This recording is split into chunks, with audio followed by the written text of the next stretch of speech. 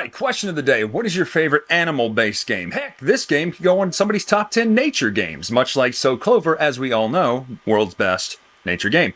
Anyway, we're talking about a game today called Nimalia. Now, this is a game in which you're laying cards out that have 4 animals and types of terrain on them onto your 6x6 grid. And you'll do this by covering up other animals to hopefully score each round the best that you can do. That's kind of what games are about, scoring the most points and winning. It's never about connecting with people and having fun and friendship, ever.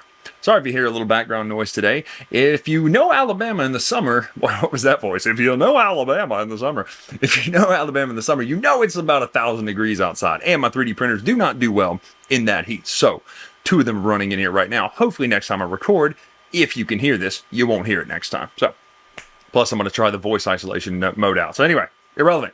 It's not why you're here. You're here for the goods of Nimalia. I think I don't know why you're here. You clicked my name for some reason. Clearly you have some vested interest, whether in my personality or my game that I'm playing. I think it's the personality.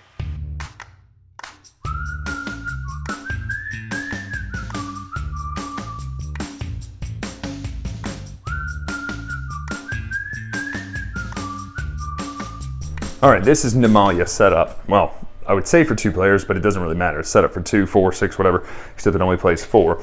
But it's set up no matter how many you're playing with, this is your setup. Then what's going to happen is you're going to be trying to build out an animal reserve with these cards. The way it works is you have a 6x6 grid. It doesn't exist yet. You're going to build it out. The only time you can ever place on nothing else without covering anything is your first card. You're going to start by drawing 3 cards. You'll place face down into your reserve. Then you'll pass the other 2. Then everybody will flip up their card that they placed and place it down. Now what you're trying to do is score. Now the scoring is interesting in each round. Essentially, in round 1 you're scoring these 2 cards. Round 2 you're scoring these 2. Round 3 these 2. Round 4 you're scoring this one, this one, this one. And round 5 you're scoring this one, and this one. It's not the easiest thing in the world to read, but it does have it written out for you as well in the instructions if you want to do that. Carla is a much bigger fan of that part than I am. It being in the rule book. I actually like this, even though it's very confusing. And it's also upside down. That doesn't help. But what's going to happen is you're going to be covering. So for this one, this would be flamingos that are in the center of your reserve. So this one currently doesn't count, but if I manage to get him out here like this somehow, well, you can't on your first turn. There's really no way to do this on your first turn. But like this. Now this is no longer in the middle. I mean, no longer on the edge, it's in the middle of my reserve. So I would score 3 points for this flamingo. This is 2 points for each green space that is or not each space, each green area that is sectioned off. So this is 2, 4, 6. If this had a green space here, this would only be 1 space, therefore only 2 points. That one is for a set of 4 that are yellow touching each other. And that one is for the person with the most line, or the fewest lines gets 3 points, everyone else loses 2 points. Now, this is a whole lot of different scoring options. The 1 leaves are easier than the 2 leaves. And there's a whole lot of different ones of these you can play with, but that's what we have for this game. And you're going to continue building this out and scoring based on what you have here. That is pretty much the gist of it. It's actually a super short teach. It's something you can teach and play really quickly. We literally just finished a game, 2 games in a row of it in under about 15 minutes, maybe 20 total. So really quick game. That is Nimalia.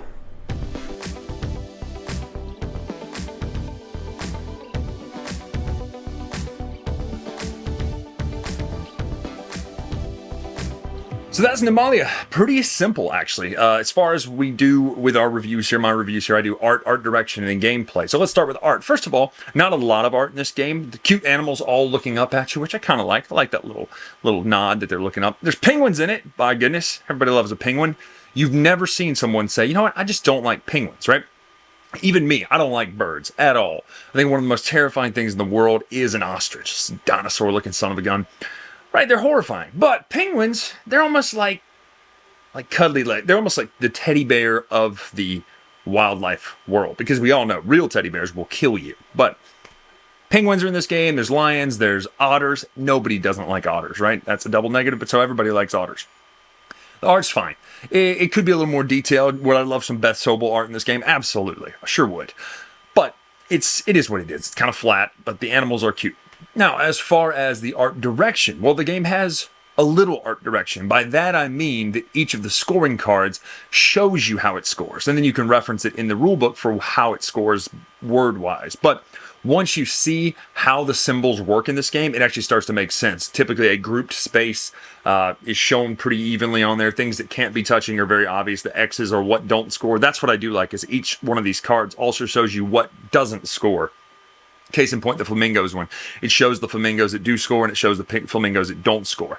That being said, some of them can be confusing. For instance, there's ones that, you get 2 points per grouped green, and then 6 points per grouped yellows of groups of 4. And nowhere on the card does it say groups of 4. You just kind of infer it because there's 4 blocks of yellow. Now, as far as gameplay, I actually kind of like this gameplay. It's pretty charming. It's a drafting game, but you're only drafting 3 cards, so it's not a ton of drafting. But what it does do, it doesn't make a lot of room for, I'm going to play their game against them for, you know what I mean? Like, you're definitely drafting for your points, not against the other person. Now, yes, you could stick somebody if in a pinch, but you really need to get your points up. Now, what I've also noticed, it's a very close scoring game. The scores tend to be very tight because everyone is shooting for the same exact goals every single round. So of those 3 cards, you're going to be going for the cards that can give you the most maximized points of those types. That allows for a tightness of scoring. So at the end of the day, the gameplay is nice. It's charming. It's cute. I like the drafting. I like the rule that you have to cover at least one other space, which is really painful in round 5 about the second or third card, because you're like, I don't want to cover any of this up. I like what I have. Now, granted, what's really good is, because the way the scoring works is that once round 5 comes up, one of those cards isn't going to score again. So if you had a lot of things set up in round 4 to score that card, well, you can just start covering up the cards that you needed for the round 4 scoring with the round 5 scoring. So there is some of that flexibility. Some of that combos really well, and some of it doesn't combo well. The game we just played had the 4 yellow Savannah spaces tied together for 6 points, and the lion space. The lion one, as you saw, is -2 points for everybody else who has the most lions. The fewest person gets 3 points. So you're going to get hurt, but it's not a huge punishment for that. So with that said, some of these combo way better together than others. But at the end of the day, this is a cute game that's a quick game. I actually really like this. It will stay in our collection. Our girls can play this pretty soon. Really fun little game.